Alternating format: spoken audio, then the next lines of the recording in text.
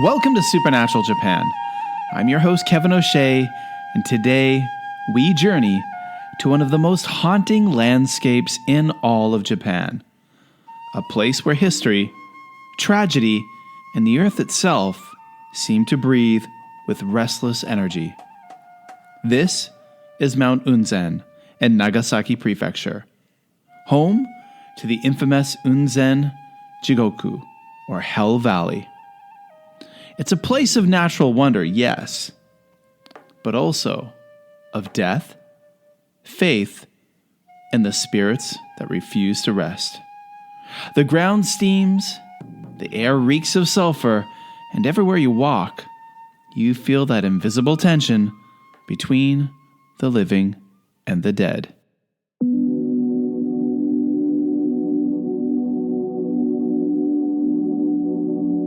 Mount Unzen sits on the Shimabara Peninsula, part of the volcanic ring of fire that arcs around the Pacific.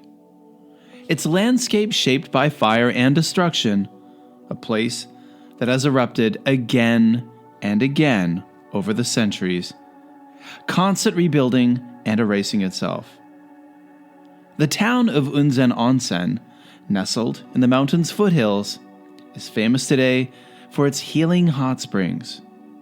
Visitors soak in warm mineral baths and stroll through the steaming fields of Unzen Jigoku, or Unzen Hell. But long before tourists came for the baths, this place locals feared. They believed the steaming vents were gateways to the underworld, where the souls of sinners were punished in boiling pools. The term Jigoku isn't just poetic. It comes from Buddhist imagery, describing realms of fire and suffering beneath the earth. Early travelers who came to Unzen in the Edo period wrote in their journals that they could barely breathe in the thick, sulfurous fog, that the land itself felt alive and hostile.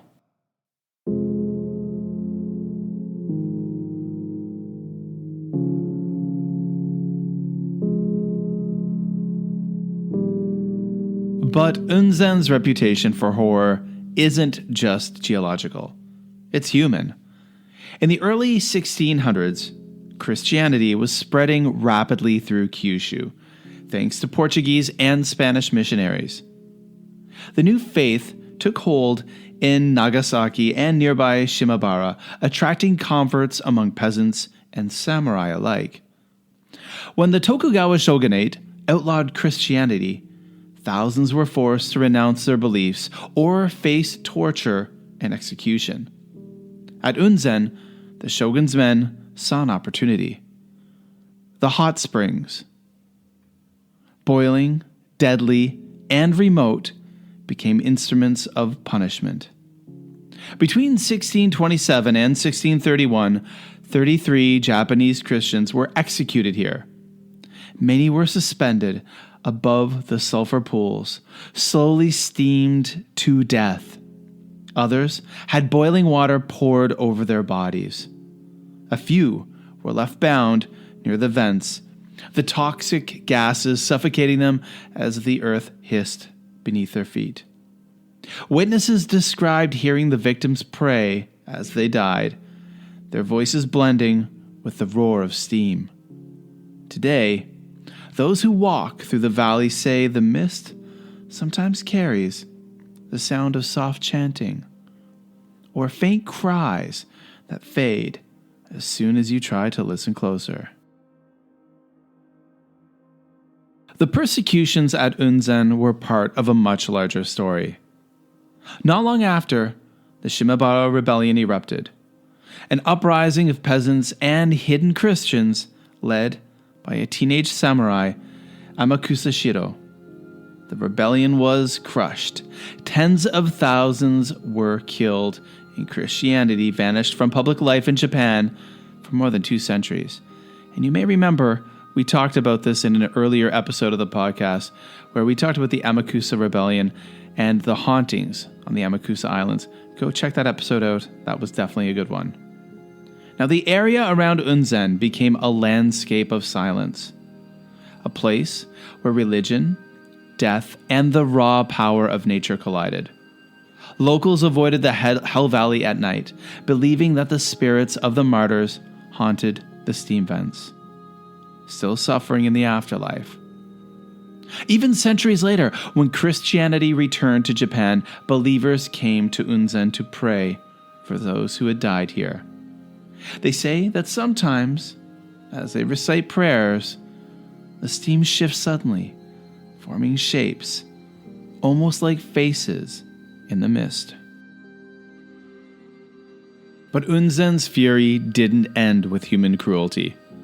In 1792, the mountain unleashed one of Japan's deadliest natural disasters.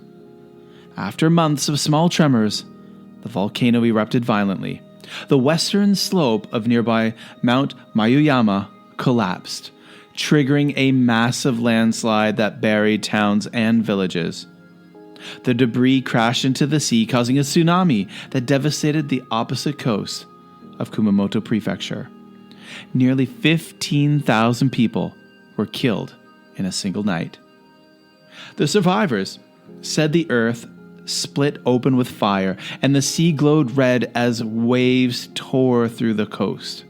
Fishermen on the shore later swore they saw ghostly blue lights rising from the water, the souls of the drowned flickering briefly before vanishing into the mist. And even now, hikers and photographers exploring the slopes of Unzen claim to see faint orbs of light moving against the darkness. Silent, deliberate, and unexplainable. Today, Unzen is a quiet resort town, popular with hikers, families, and tourists. But at night, when the crowds are gone, the valley becomes something else entirely. Taxi drivers have shared chilling stories of late-night passengers who asked to go to Unzen Hell. They describe pale, silent figures who vanish from the back seat before the car reaches a hot springs. Hotel staff in the area whisper about rooms that feel unnaturally cold, or about guests who wake up suddenly to the sound of footsteps pacing outside, even when no one's there.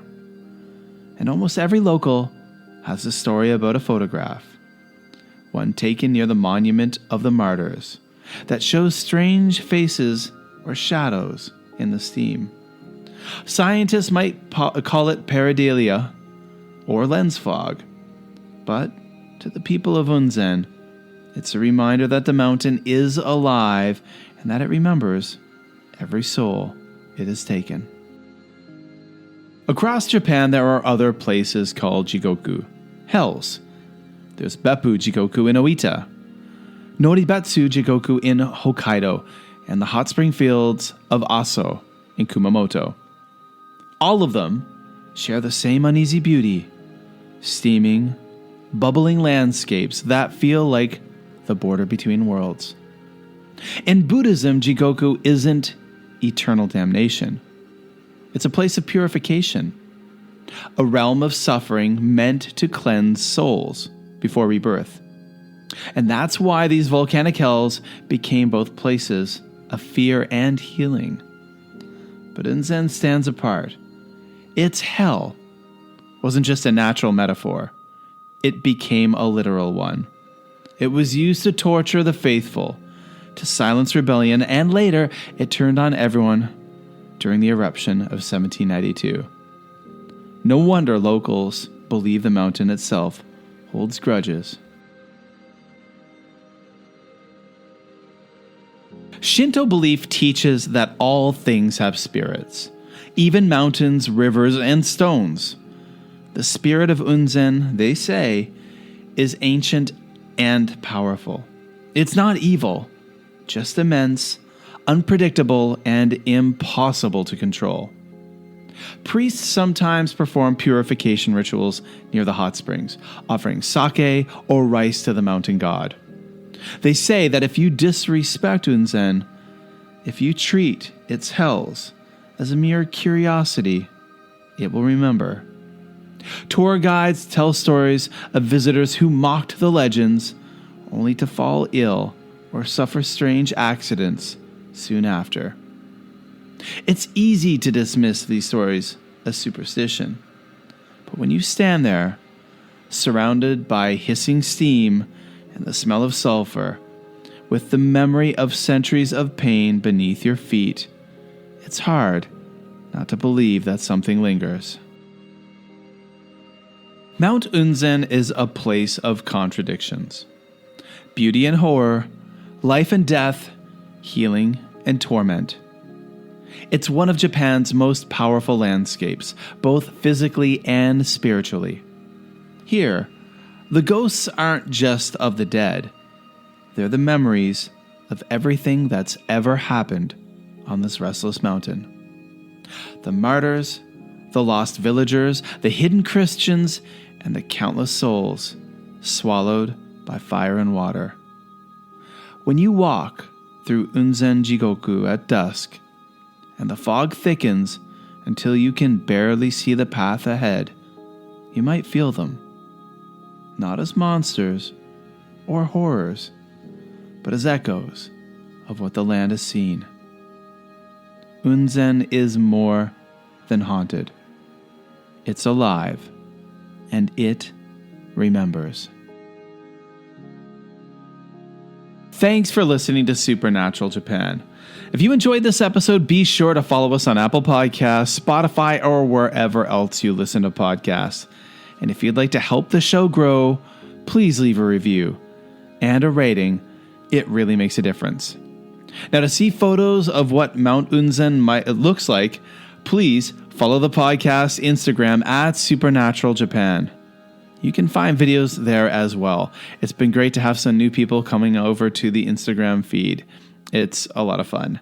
Now check out our Facebook group that has photos as well and videos. The links are in the show notes.